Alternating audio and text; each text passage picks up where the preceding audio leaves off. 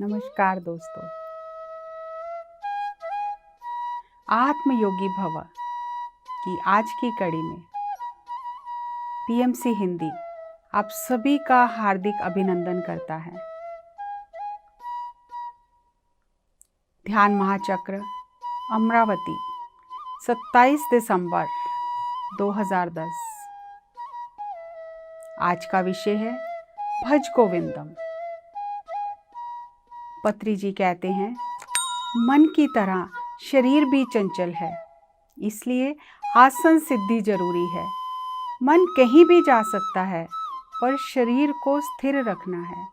मन कितना भी भटके, लेकिन आंख नहीं खोलनी है। यही आसन सिद्धि है। ध्यान से हमारी आत्मा का पोषण होता है। शरीर की भूख अलग है, आत्मा की भूख अलग है।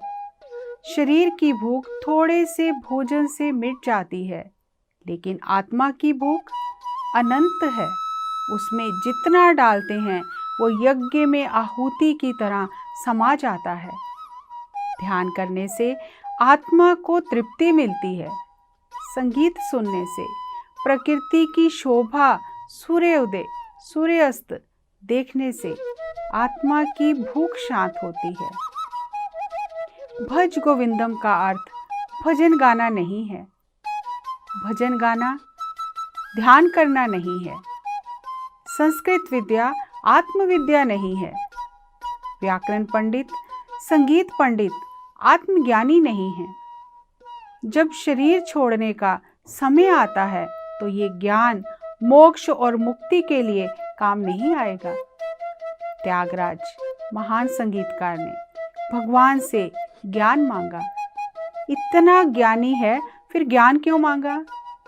संगीतज्ञ सोचते हैं हमारा संगीत ही ध्यान है। संगीत सीखने से संगीत ही आता है। जैसे रसायन विज्ञान सीखने से रसायन शास्त्र आता है। गणित सीखने से केवल गणित आता है। मगर ध्यान से ज्ञान और ज्ञान से मुक्ति मिलती है। त्यागराज को आत्मज्ञान चाहिए था, इसलिए उन्होंने ज्ञान मांगा। ध्यान किया तो ज्ञान अवश्य मिलेगा। ध्यान कैसे करना है? प्राणायामम प्रत्याहारम नित्यानित्य विवेक विचारम जाप्य समेत समाधि विधानम कुर्ववधानम महदवधानम। प्राणायाम यानी उच्छ्वास निश्वास के साथ एक हो जाना। सहज सुख में प्राणायाम, असुख में प्राणायाम नहीं। श्वास ऊर्जा के साथ मिलन, प्राण शक्ति के साथ मिलन। आँखों से हम बाहर देखते हैं, कानों से जो सुनते हैं। जब आंखें बंद करके बैठ जाते हैं, तो इंद्रियां अंतर्मुखी हो जाती हैं और हम अपने अंदर झांकते हैं। फिर अंदर से आहार ग्रहण करते हैं, अंदर से आनंद लेते हैं। बाहर से खाने को आहार कहते हैं और अंदर से ऊर्जा लेने को प्रत्याहार कहते हैं। जब तक प्राणायाम नहीं करेंगे, प्रत्याहार नहीं मिलेगा। प्रत्याहार यानी प्राण ऊर्जा का प्रवाह। नित्य नित्य विवेक विचारम। आदि शंकराचार्य जी ने चूड़ामणि ग्रंथ लिखा है। उनमें अत्यधिक विवेक है, हम में विवेक नहीं है। किसी बाजार में विवेक नहीं मिलता। जाप समेत यानी अभ्यास। जाप का अर्थ जपमाला फेरना नहीं है, अभ्यास करना है। जाप का अर्थ जपमाला नहीं, साधना का अभ्यास करना है। समाधि विधानम यानी सर्व समाधान की स्थिति। मन का स्थित प्रज्ञा में रहना। अंतर समाधि से बाहर समाधि आती है। बाहर समाधि स्थित प्रज्ञा यानी जय अपजय, मान सम्मान, दुख सुख में समभाव में रहना। अगर अंदर समाधि नहीं, तो बाहर समाधि मुश्किल है। प्रतिदिन ध्यान अभ्यास करना है। जैसे संगीत का अभ्यास करते हैं, निरंतर ध्यान अभ्यास करना है। सर्व समाधान स्थिति तब प्राप्त होती है, अर्थात मन हमेशा संतुलित रहता है। अंतर समाधि स्थिति होने से बाहर स्थित प्रज्ञा प्राप्त होती है। जब जन्म के बारे में कुछ नहीं जाना और मृत्यु के बारे में भी कुछ नहीं जाना, तो समय आने पर जब ये स्थिति आएगी, उस समय कैसे रहना है ये पता नहीं चलेगा। जन्म यानी आत्मा का शरीर में प्रवेश करना, मृत्यु अर्थात आत्मा का शरीर छोड़ देना।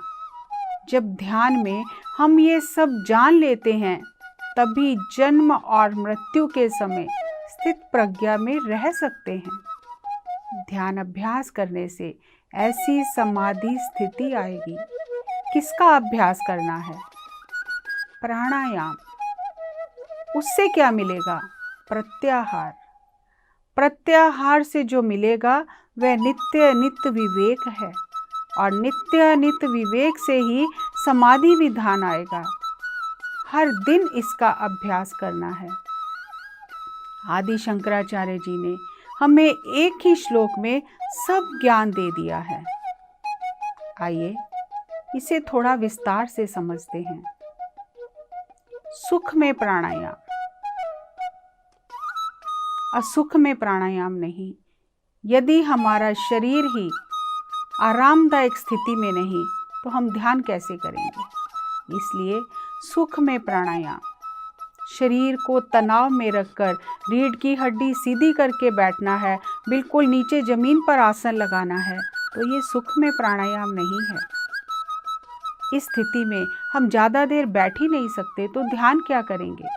ध्यान करने के लिए स्थिति बिल्कुल आरामदायक होनी चाहिए। आप कुर्सी पर बैठ सकते हैं, आप सोफे पर बैठ सकते हैं, आप पलंग पर बैठ सकते हैं। ध्यान का विधान ये है कि हमें हाथों को इस तरह से क्रॉस कर लेना है, पैरों को इस तरह से क्रॉस कर लेना है और आंखें बंद कर लेनी है, चश्मा उतार लेना है। क्यों? ये विज्ञान है, ऊर्जा का विज्ञान है। हमें अपनी इंद्रियों को अंतर्मुखी करना है। जो बाहर की दुनिया में हमारी इंद्रियां दौड़ रही हैं, थोड़ी देर बाहर जाने के द्वार बंद करके हमें इंद्रियों को अंतर्मुखी करना है। अब इंद्रियों को अंतर्मुखी करके फिर क्या करना है? फिर हमें अपनी सांसों के साथ एक हो जाना है। प्राणायाम करना यानी सांसों को तेज धीरे करके, सांसों की गति को बदल के प्राणायाम नहीं है। सहज स्वाभाविक सरल सांसों के साथ एक हो जाना, सांसों के साथ मिलन, विश्व शक्ति के साथ मिलन ही प्राणायाम है। जिस तरह शरीर की मांसपेशियों को बनाने के लिए व्यक्ति मेहनत करता है, अभ्यास करता है, उसी तरह मन को शांत करने के लिए भी, मन को स्थिर करने के लिए भी और शरीर को स्थिर करने के लिए हमें प्रतिदिन अभ्यास करना है। शरीर को आराम की भी ज़रूरत है, क्योंकि शरीर की भूख सीमित है, शरीर की सभी आवश्यकताएं सीमित हैं। शरीर को हर चीज़ की एक सीमा में ज़रूरत है, लेकिन आत्मा तो असीम है, अनंत है, अनादि है। आत्मा तो हर क्षण सीखती रहती है। शरीर सो जाता है, आराम करता है, लेकिन आत्मा तो उच्च लोकों में, अन्य लोकों में जाके सीखती रहती है, कुछ करती रहती है। आत्मा अनंत है, आत्मा की भूख भी अनंत है। आत्मा प्रत्येक परिस्थिति का आनंद लेती है, सुख का, दुख का, प्रत्येक परिस्थिति में आत्मा सीखती रहती है। यदि हमने जीवित रहते हुए जीवन और मृत्यु का ज्ञान प्राप्त नहीं किया, अभ्यास नहीं किया, प्राणायाम नहीं किया और बाहर से ही भोजन लेते रहे, अंदर से ऊर्जा ली ही नहीं, विश्व ऊर्जा को ग्रहण नहीं किया, उसका निरंतर अभ्यास नहीं किया, तो विवेक और विवेक, नित्य और अनित्य कैसे आएगा? और जब तक ये नित्य और अनित्य का भेद नहीं पता चलेगा, तब तक समाधि स्थिति कैसे प्राप्त होगी? सभी जहाँ प्रश्न समाप्त हो जाते हैं, जहाँ पूर्ण समाधान हो गया, वही समाधि स्थिति है। लेकिन वो समाधि स्थिति प्राप्त होगी प्राणायाम से, प्रत्याहार से, प्रतिदिन अभ्यास करने से, नित्य और अनित्य का विचार करने से। तब हम उस समाधि स्थिति को प्राप्त कर सकते हैं। हर किसी को समाधि चाहिए, लेकिन उसके लिए साधना करनी है। जपमाला करने का कोई भी महत्व नहीं है। जपमाला तो हाथ कर रहा है, मन तो भाग रहा है। हमें मन को प्राणों के साथ एक करके बिठाना है, अभ्यास करना है। और जैसे जैसे मन प्राणों के साथ एक हो जाता है, वैसे वैसे हमारे अंदर विश्व शक्ति प्रवेश करती है। और जितना हमारे अंदर विश्व शक्ति अत्यधिक मात्रा में प्रवेश करती है, हमें अपने भीतर से ऊर्जा और ज्ञान प्राप्त होता है। तभी हम स्थित प्रज्ञा को प्राप्त कर सकते हैं, जन्म और मृत्यु के रहस्य को जान सकते हैं। और फिर जब ऐसी स्थिति आती है जीवन में, तो उस स्थिति में समभाव में रह सकते हैं। अचानक से हम कुछ भी नहीं जानते और ऐसी स्थिति आ गई तो हमारा पूरा संतुलन बिगड़ जाता है। इसलिए साधना करें, प्राणायाम करें। शंकराचार्य जी ने एक ही श्लोक में पूरे जीवन का सार बता दिया। पत्री जी कहते हैं, भगवत गीता किंचित धीता, गंगा जल लव कणिका पीता, सकृदपि येन मुरार समर्चा, क्रियते तस्य यमेन ना चर्चा। भारत भूमि में हिंदू परिवार में जन्म लेकर अगर भगवत गीता नहीं पढ़ा तो आपका जन्म किस लिए है? थोड़ा सा भी भगवत गीता पढ़ा, एक बूंद भी गंगा जल पिया। कौन सा गंगा जल? ये गंगा इलाहाबाद, काशी, प्रयाग की गंगा नहीं है। उस गंगा जल को पीने से कुछ नहीं होगा। तो क्या शंकराचार्य जी ने झूठ कहा है? नहीं, शंकराचार्य जी ने जो कहा है हमें समझ ही नहीं आया, क्योंकि हमने ध्यान नहीं किया, इसलिए समझ नहीं आया। ये गंगा बाहर की गंगा नहीं है। जब हम ध्यान करते हैं उस समय हमारी जीभ के नीचे प्राण शक्ति एक बूंद में एकत्रित हो जाती है। वही आकाश गंगा है। उस गंगा जल की एक बूंद भी पिया तो हमें फिर भूख नहीं लगती। खाना फिर हम केवल रुचि के लिए खा सकते हैं। उस गंगा का जल पीने को कहा गया है, जो गंगा ध्यान से उतरती है। पानी की गंगा में कोई भी महत्व नहीं है। गंगा यानी ध्यान गंगा, आत्मज्ञान की गंगा। इस गंगा से एक बूंद भी जल पिया, ध्यान किया, तो हम मुक्त हो जाते हैं। हम उस देश के वासी हैं जिस देश में ध्यान और आत्मज्ञान की गंगा बहती है। गंगा यानी ध्यान गंगा, आत्मज्ञान की गंगा। उस गंगा के बारे में कहा गया है। भगवत गीता किंचित धीता, यानी थोड़ा भी भगवत गीता पढ़ा तो उसका अत्यंत लाभ है। सकृदपि येन मुरार समर्चा, कृते तस्य यमेन ना चर्चा। जो माया का भेद किया है, माया अर्थात मृत्यु। मृत्यु एक माया है, मृत्यु तो है ही नहीं। जिसने ये जान लिया वह आत्मज्ञानी है। उस आत्मज्ञानी से ज्ञान सुना तो आपका जन्म धन्य हो जाएगा। भगवत गीता के 2 श्लोक भी पढ़ा तो आकाश गंगा से जो 2 बूंद जल भी पिया तो, बुद्ध या शंकराचार्य से 2 बात भी किया तो जन्म बदल जाएगा। जो ये तीनों काम करता है, जब वह शरीर को छोड़कर जाता है तो उसके साथ उच्च लोकों में कोई चर्चा नहीं की जाती। जो ध्यान, स्वाध्याय और सज्जन सांगत्य करता है, जब वह शरीर छोड़कर जाता है तो उच्च लोकों में कोई भी उससे चर्चा नहीं करता। क्यों? क्योंकि वह जीवन में उत्तीर्ण हो गया है। जो अनुत्तीर्ण होता है उससे पूछा जाता है कि उसने ये तीनों काम क्यों नहीं किए। तीनों में से एक काम किया तो भी जब वो ऊपर जाता है तो उससे पूछा जाता है कि उसने भगवत गीता क्यों नहीं पढ़ी, सज्जन सांगत्य क्यों नहीं किया। तीनों काम करके वो पास हुआ है या काम अधूरा छोड़कर फेल हो गया है, उच्च लोकों में ये चर्चा की जाती है। मूढ़ मते, मूर्ख व्यक्ति, तू ये नहीं जानता कि क्या करना है, कैसे जीना है, क्यों जीना है। तुम्हारी बुद्धि ठीक नहीं है। हमारे शरीर के सभी अंग सही हैं, लेकिन बुद्धि सही नहीं है। हमें अपनी बुद्धि को ठीक करना है। उच्च लोकों से कोई भी आपकी मदद नहीं करेंगे, वह तो केवल साक्षी भाव में हैं। हम मूर्ति पूजा करते रहते हैं और भगवान से कुछ ना कुछ मांगते ही रहते हैं। जैसे क्रिकेट के मैदान में जब कोई खिलाड़ी बल्लेबाजी कर रहा है तो उस समय उसे कोई नहीं बताएगा कि बल्लेबाजी कैसे करनी है। उसे स्वयं अपनी बुद्धि से खेलना है। अंपायर खेल के समय साक्षी भाव से सब देखता रहता है। इसी तरह उच्च लोकों के मास्टर साक्षी भाव से देखते रहते हैं कि आप कैसे खेल रहे हो। खेल के समय हस्तक्षेप करने की नियम इजाजत ही नहीं देता।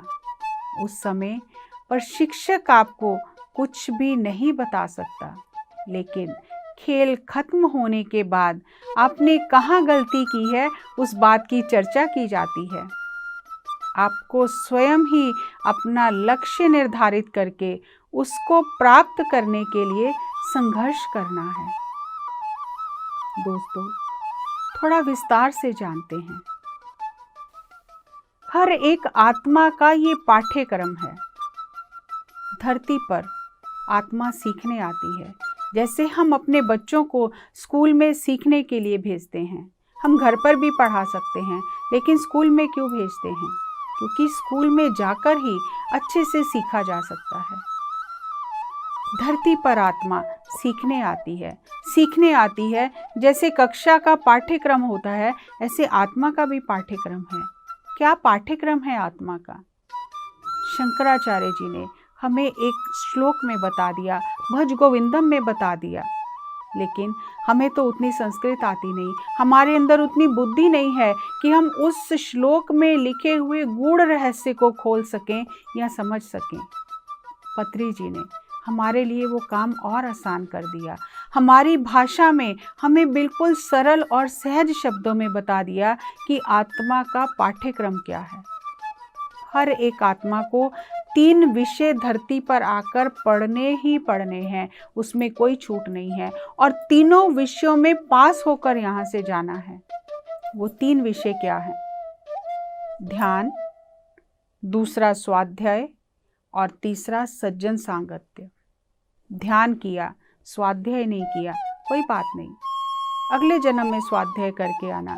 ध्यान भी किया, स्वाध्याय भी किया, सज्जन सांगत्य नहीं किया, कोई बात नहीं, फिर जाओ, फिर सीख कर आओ, फिर अगले जन्म में सीख कर आना। क्योंकि जब तक तीनों विषयों में हम पास नहीं हो जाते, हम दूसरी कक्षा में नहीं जा सकते, हम तब तक अनुत्तीर्ण ही कहलाते हैं। उत्तीर्ण होने के लिए हमें तीनों विषयों में पास होना है। वो विषय ध्यान, स्वाध्याय, सज्जन सांगत्य। हर दिन हमें इसका अभ्यास करना है। अगर हम इन 3 विषयों को 100 अंकों के हिसाब से विभाजित कर लें तो ध्यान 33%, स्वाध्याय 33% और सज्जन सांगत्य 34%। यानी ध्यान और स्वाध्याय से भी सज्जन सांगत्य ज़्यादा करना है। ध्यान करते हैं, स्वाध्याय करते हैं, लेकिन जब सज्जन संगत्य की बात आती है, सज्जन कौन है? जिसने सत्य को पाया है, जिसने सत्य को अनुभव किया है, जिसने सत्य को जाना है, उस आत्मज्ञानी से संगत की, वो सज्जन सांगत्य है। ये सज्जन सांगत्य हमारे अंदर धीरे धीरे ज्ञान के बीज डाल देता है।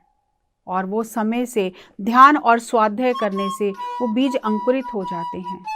जब हम बार बार आत्मज्ञानियों के मुंह से, सज्जन पुरुषों के मुंह से ये सुनते हैं, आत्मा तो अमर है, शरीर अस्थाई है, शरीर तो यहीं रह जाना है, अच्छे कर्म साथ जाएंगे, हम अच्छे कर्म करें, तो धीरे धीरे हमारे अंदर वो ज्ञान, हमारे एक एक अणु में वो ज्ञान बसने लग जाता है। सज्जन सांगत्य इसलिए ज़्यादा करना है। और ये सज्जन सांगत्य जो है सभी धर्म ग्रंथों में सभी गुरुओं ने बताया है। हम मंदिर जाते हैं, हम गुरुद्वारे जाते हैं, हम मस्जिद जाते हैं, किस लिए? सज्जन सांगत्य करने के लिए। हम घर पर भी पूजा पाठ करते हैं, फिर भी हम जाते हैं सज्जन सांगत्य करने के लिए कि कोई ऐसा आत्मज्ञानी वहाँ होगा जिसके वचन सुनने से, जिसके 2 शब्द सुनने से हमारा कल्याण हो जाएगा। तो ये हमारी आत्मा का पाठ्यक्रम है। और जो आत्मा इस पाठ्यक्रम को पूर्ण करके उच्च लोकों में जाती है, उत्तीर्ण होकर गई है, तो उस आत्मा को कोई प्रश्न नहीं किया जाता कि वो जो करने गई थी वो करके आई कि नहीं, क्योंकि उनको मालूम है कि ये आत्मा जो करना था वो करके ही आई है। और ऐसी आत्मा फिर सृष्टि में कहीं भी जा सकती है, उससे कोई रोक टोक नहीं है, क्योंकि वो उत्तीर्ण हो गई है। और ऐसी आत्मा का उच्च लोकों में बहुत स्वागत सत्कार किया जाता है। लेकिन जो आत्मा इन तीनों में से कोई एक काम छोड़ देती है, या तीनों ही नहीं करती है, या 2 करती है और 1 को छोड़ देती है, तो उससे प्रश्न किया जाता है कि वो इस विषय में अनुत्तीर्ण क्यों हुई है, क्यों उसने ये विषय नहीं पढ़ा है। इसलिए जब हमें प्रश्न पत्र भी पता है, उत्तर भी पता है कि ये प्रश्न आएगा, इसका ये उत्तर है, तो फिर करना तो आसान ही है।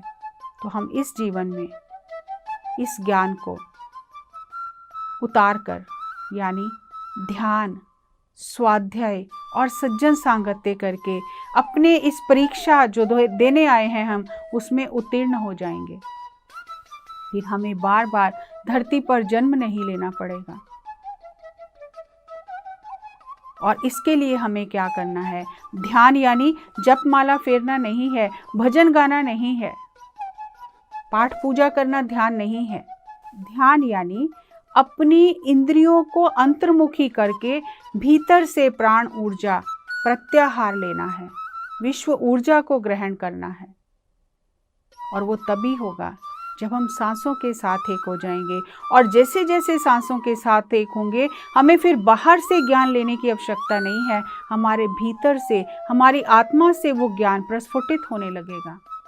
और उस ज्ञान से जब हम जीवन जिएंगे, ध्यान करेंगे, स्वाध्याय करेंगे, सज्जन सांगत्य करेंगे, तो हम अपने तीनों विषयों में उत्तीर्ण होकर, अपने इस पाठशाला में तीनों विषय सीखकर उच्च लोकों में चले जाएंगे। तो हमसे कोई भी प्रश्न नहीं पूछा जाएगा, क्योंकि हम उत्तीर्ण हो गए हैं। दोस्तों, सब कुछ हमें बता दिया गया है। अब हम इन तीनों विषयों को समझकर उत्तीर्ण होकर इस धरती से जाएं। दोस्तों, पत्री जी द्वारा बताए गए दिव्य ज्ञान को हम अपने जीवन में उतारें और तीनों विषयों में उत्तीर्ण होकर इस धरती से जाएं। हमें उत्तर पता है, अब तो करना बहुत आसान है। हम ध्यान, स्वाध्याय और सज्जन सांगत्य करके अपने जीवन को धन्य कर लें।